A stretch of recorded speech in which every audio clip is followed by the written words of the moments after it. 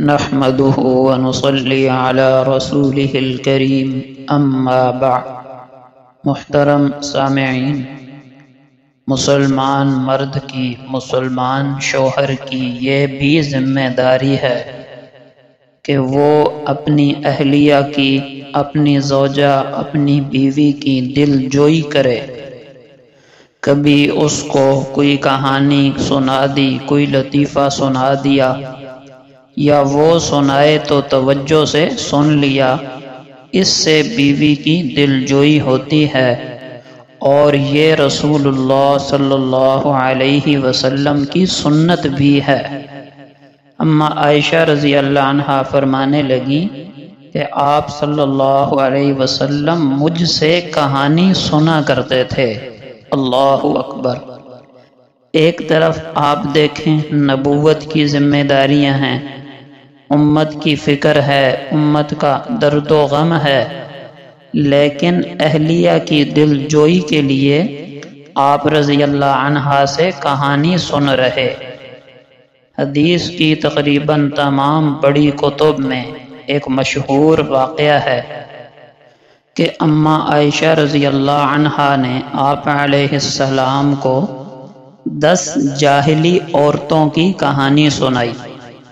اس حدیث کو ہی حدیث ام زرع کہا جاتا ہے۔ اس میں 10 بلکہ 11 جاہلی عورتیں اپنے اپنے خاوندوں کا حال بیان کرتی ہیں۔ وہ کہانی اما عائشہ نے آپ علیہ السلام کو سنائی اور اپنی اہلیہ کی دل جوئی کے لیے آپ صلی اللہ علیہ وسلم اس کو سن رہے ہیں۔ تو یہ بیوی کی دل جوئی کرنا نبی کی سنت ہے۔ خود اما عائشہ رضی اللہ عنہا فرماتی ہیں کہ کبھی آپ صلی اللہ علیہ وسلم کو تھکاوٹ ہوتی تو تہجد بیٹھ کر پڑھتے، اور رکوع سے پہلے پھر آخری چند آیات جب رہ جاتی تو کھڑے ہو کر پڑھتے، پھر دوسری رکعت میں بھی اسی طرح کرتے۔ اب تہجد کا وقت ہے، اما عائشہ فرمانے لگی کہ اگر میں جاگ رہی ہوتی تو آپ صلی اللہ علیہ وسلم مجھ سے آ کر باتیں کرنے لگ جاتے، اور اگر میں سوئی ہوئی ہوتی تو پھر آپ بھی کچھ دیر کے لیے آرام فرما لیتے۔ آپ ذرا غور تو کریں، تہجد کا وقت ہے، تہجد کا بابرکت وقت، تلاوت کا، ذکر کا، دعاؤں کا وقت ہے، اور اس وقت بھی آپ صلی اللہ علیہ وسلم وقت بچا کر اپنی زوجہ سے، اپنی اہلیہ سے باتیں کر رہے ہیں۔ تو آپ نے اپنے عمل سے سبق دیا کہ لوگوں، یہ بھی چھوٹی نیکی نہیں ہے۔ اگر اللہ کے لیے بیوی کی دل جوئی کرتے ہوئے اس کے ساتھ بات چیت کی جائے تو یہ بھی نیکی ہے، اور بہت بڑی نیکی ہے۔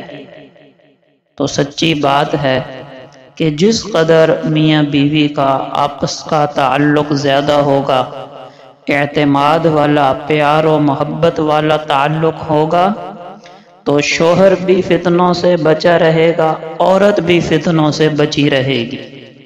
لیکن اگر خدا نہ خواستہ یہ تعلق کمزور ہو گیا تو ڈر ہے کہ عورت بھی کسی فتنے میں پڑ جائے گی، مرد بھی کسی فتنے میں پڑ جائے گا۔ اور اب تو فتنوں کے آلات ہر ایک کی دسترست میں ہیں، بلکہ ہر ایک کے ہاتھ میں ہیں۔ ادھر ذرا تعلقات خراب ہوئے، ادھر موقع کی تلاش میں بیٹھے ہزاروں پھیڑیے سامنے آ گئے۔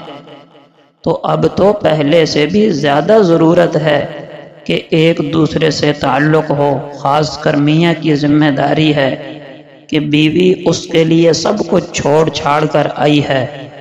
آپ کے پاس تو گھر سے باہر تفریح کے لیے، انٹرٹین کے لیے بہت ساری چیزیں اور سامان اور دوست موجود ہیں، مگر اس کے پاس تو صرف آپ ہیں۔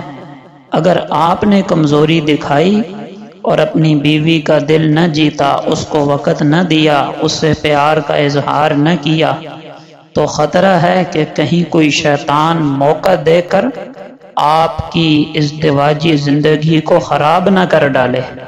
اس میں یقیناً کمزوری عورت کی بھی ہوگی، لیکن بڑا ہاتھ اور بڑی ذمہ داری مرد کی ہوگی۔ اس لیے آپس میں اعتماد محبت زیادہ ہوگا، اور یہ ہوگا حسن سلوک سے، اچھے اخلاق سے، آپ کا اپنی بیوی کو وقت دینے سے، اس سے باتیں کرنے سے اور اس کی باتیں سننے سے۔ اللہ پاک تمام میاں بیوی کو ازدواجی زندگی کی خوشیاں نصیب فرمائے، آمین۔